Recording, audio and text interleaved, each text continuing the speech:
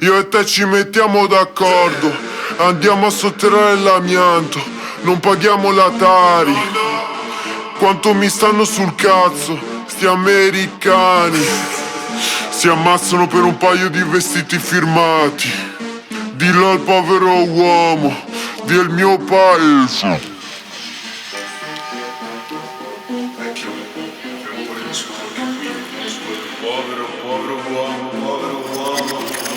No label. L'omertà del sindaco qui non parla. Intercettazioni nel cellulare, discariche abusive sottoterra, falde acquifere inquinate, nate dove l'acqua del rubinetto è più tossica dell'etere.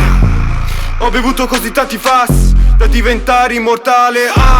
Sta ragazza del centro vuota come sto portafoglio. Non tengo un euro bucato, sono un santino che mi protegge più dello Stato. L'unica cosa positiva degli sbirri è che mi fanno stare lontano dai vizi. Se no patente non la rivedo più come un gabbiano. Il sangue del bandito in ogni italiano, dal politico all'idraulico. Fatturano grazie, gestore di bar con le mani legate.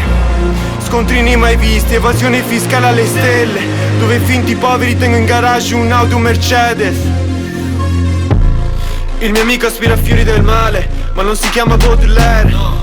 Gioca in pieno trance, davanti al videopoker, mentre la sua scimmia schiaccia tasti fatta di cocco. Guarda il telegiornale e bestemmia incontro al mondo.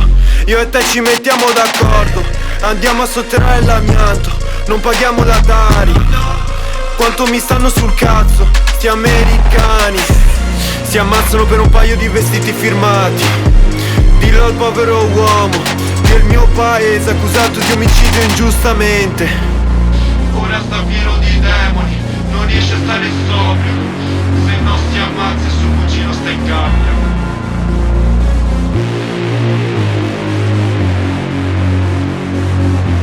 Io e te ci mettiamo d'accordo, andiamo a sotterrare l'amianto, non paghiamo la Tari.